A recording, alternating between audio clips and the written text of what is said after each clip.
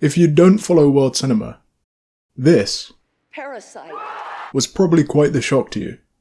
However, if you've been paying close attention to the industry in South Korea, you may have seen Parasite's win as the inevitable result of a remarkable momentum sustained since the late 1990s. Welcome. My name is David of Film is History. Today I'm going to give you a brief overview of contemporary South Korean national cinema. In particular, how recent economic and social history built towards the film style New Korean cinema, and the release of Parasite. It's pretty difficult to jump right into a national cinema so deep into its development, especially one on the back of such a turbulent history. To boil it down for the sake of brevity, the Third and Fourth Republics were quasi-autocratic dictatorships under its leader Park Chung-hee, whose oppressive censorship of the film industry resulted in a cinema comparable to that of the Soviet Union's socialist realism. 1970s South Korean cinema was dire. In spite of heavy regulations on importation, domestic films were always beaten at the box office by Hollywood productions, due to the lack of government support and heavy censorship. After Park's assassination came the Fifth Republic, still a one-party dictatorship, but one that at least laid the foundation for the democratic stability of the current Sixth Republic. It's best described as a transitional period. And heading into the Sixth Republic, the same could be said of the film industry. The Fifth Republic relaxed censorship and reinstated the importation of foreign films, which, expectedly, had a further negative effect on domestic demand. However, the sudden lowering of importation restrictions was reflective of the South Korean government reinstating international ties, and this sudden cultural exchange had many positive repercussions in the industry. At once, swaths of Hollywood imports were influencing a new generation of filmmakers, just as domestic films were causing waves overseas.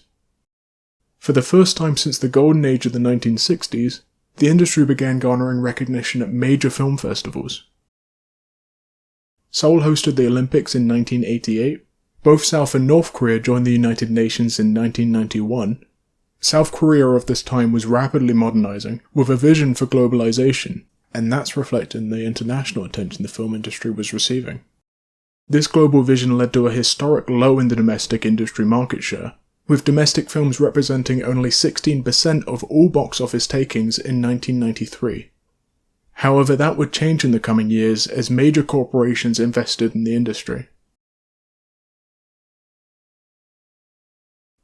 As the Sixth Republic was the first South Korean government to strive for free trade and democracy, since the nation's fall to military rule in the 1960s, cinema of this time was characterized by increased private investment.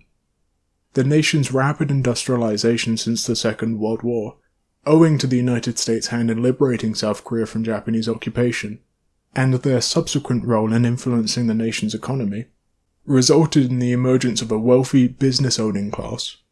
These massive, typically family-owned conglomerate corporations are referred to as chaebol. The 1990s was the first time that chaebol companies began investing in the film industry.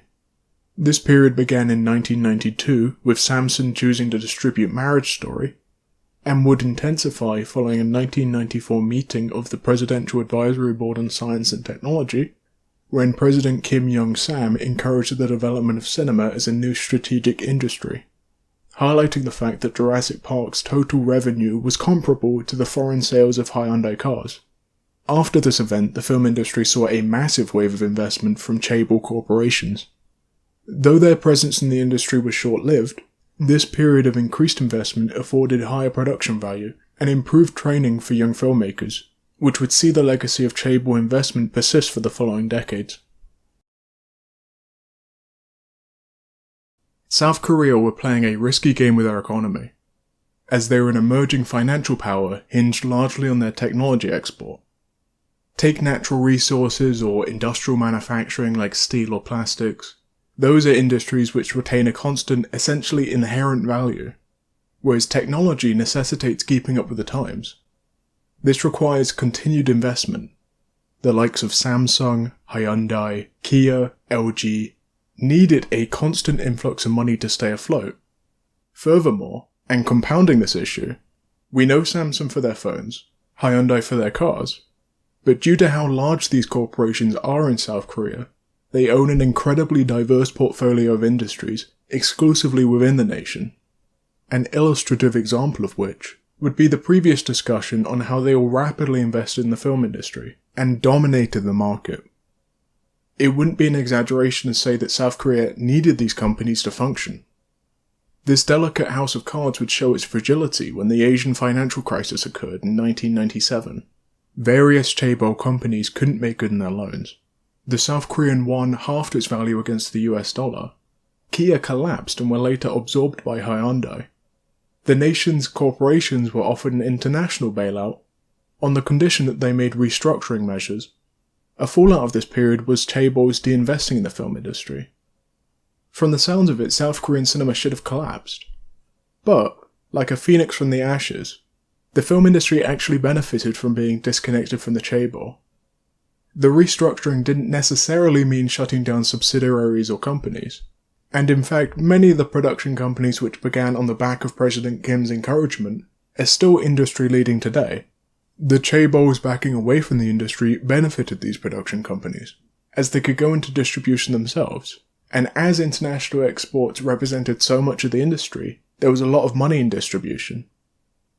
As the production companies made the distribution money themselves, and weren't subservient to major corporations, they could more liberally funnel money into production. This would tip the scale towards domestic films, because suddenly South Korean movies looked like and had the production quality of what was being imported, because blockbusters finally had decent money behind them. In a bizarre turn of events, the financial crisis was a win-win for the film industry. Only a couple years prior, major corporations flooded the industry with investment, and then just as quickly abandoned the industry, which allowed a new generation of newly educated filmmakers to do as they please. In style, the biggest films of new Korean cinema are comparable to Hong Kong heroic bloodshed movies of the 1980s, infused with the themes of contemporary Hong Kong films which analyse political corruption and conspiracy. Pessimism and disenfranchisement are common themes of even mainstream South Korean movies, which may seem surprising, but understanding the context of the nation's history, a feeling of disillusionment towards authority is understandable. This is a nation which had experienced 6 different republics in its first 50 years of existence. As recently as the 1980s, citizen protests for democracy were being massacred by the military. Bak Chong-chow became a nationally recognized figure when he was tortured to death in 1987, an event still resonating so prominently that it was the focal point of a movie released in 2017. South Korea has had a tumultuous history to say the least, and that history is still palpable in a public distrusting of its government and a popular cinema constantly criticizing the establishment. If you would indulge me with a brief case study, compare Bong Joon-ho's Memories of Murder and David Fincher's Zodiac. 2 films ostensibly about the same thing, the police investigating a serial murderer who had never been caught. But there's a stark difference in how those police officers are portrayed. Fincher represents the police as generally noble, well-intentioned, portrayed by handsome actors, driven a little deranged by virtue of the Zodiac killer's elusiveness and taunting, but the police are ultimately meant to be the good guys. Whereas Bong chooses to portray the police as villains in their own right. It was a good cop bad cop routine wherein the good cop's first line of interrogation was torture. An especially loaded act given the aforementioned events of 1987, and the torture of someone mentally handicapped no less. The film was essentially about the slow corrupting of Park Do-man, as he gradually realised that his efforts were futile, and that there is fundamental evil in humanity. The final shot of the film perfectly encapsulates the immense cynicism of new Korean cinema. When Park is told that the murderer looked plain and ordinary, Park looks towards the camera, as though to suggest a suspicion of the audience. This monster was capable of such heinous killing, and yet he looked like one of us. He could be anyone among us. This kind of abject cynicism and questioning of authority are common of new Korean cinema, though particularly evident in the work of Bong Joon-ho, for which he's received widespread recognition. Even his 2 recent international co-productions, Snowpiercer and Okja, are very overtly critical of rampant consumerism, class structure, exploitation, figures of authority, and the complicit acceptance of the status quo. Therefore, in a lot of ways, Parasite can be viewed as a clear culmination of a lot of the themes explored in Bong Joon-ho's career, and by extension themes explored in new Korean cinema at large. The South Korean film industry has gone from strength to strength in terms of international critical and commercial success, with movies regularly listed amongst the best of the past 2 decades, and more recently receiving Western adaptations. However, something definitely worth mentioning in a discussion of what led to Parasite's win is this recent Korean wave pop cultural boom. This sounds like an extraneous link, like really BTS led to Parasite's win? But think of it like this. South Korean cinema has been critically lauded for 2 decades now. The widespread popularity of broader Korean culture in the mainstream may be the straw that broke the camel's back. In 2019, BTS were listed amongst Time's 100 most influential people. Just a month before Parasite's win, BTS became the first Korean act to perform at the Grammys, a Grammys which received widespread condemnation for not giving the group any nominations. Since K-pop's boom in the West, the South Korean government has restructured the annual budget so that 1% is invested in nurturing the entertainment industry. This surge in K-pop's popularity has normalized South Korean culture in such a way wherein it makes sense that Parasite could as easily fit amongst the best films of the year. K-pop is also relevant in this discussion due to why it was able to become popular in the West. The reason K-pop and South Korean cinema has so easily become normalized amongst Western pop culture is because of the United States' hand in shaping Korean culture following the Second World War. The same is true of Japanese media, which is also immensely popular in the West. Though obviously distinct, South Korean and Japanese media have been heavily influenced by their nation's respective historic relationship with the United States, which is why the media of those nations easily assimilate with the Western mainstream today. This is a cyclical relationship, so the Asian filmmakers who have received the most attention overseas typically adopt sensibilities of Western culture, which further incentivizes conforming to Western norms, as it opens the door to international success. Parasite can be viewed as a realization of this on 2 different levels. On the one hand, stylistically, it's indebted to Hollywood thrillers, and it was produced on the back of Bong's international success, while on the other hand, it's a reflective criticism of the West's influence on South Korea's pop culture and media. I don't know the inner workings of award ceremonies or the politics that go on behind the scenes. I can't give you a concrete answer on how Parasite won. All I can describe is what led to its win, and I hope this video has illustrated how Parasite's massive cultural footprint was as a result of many years of culmination in Korean cinema, larger Korean culture, and even extending to Korean politics.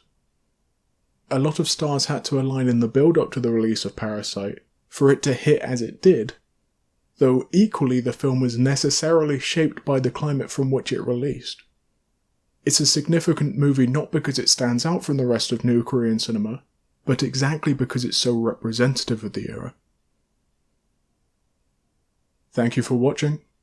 As I move forward, I'm going to produce more videos like this where I examine national cinema in light of a particularly important film or event. If you enjoyed this video, please consider liking, subscribing, and if you feel extra generous, sharing, as that's the primary way in which my channel will grow. I highly encourage you to watch Parasite or Memories of Murder, 2 outstanding movies. I hope you learned something new from this video. Bye.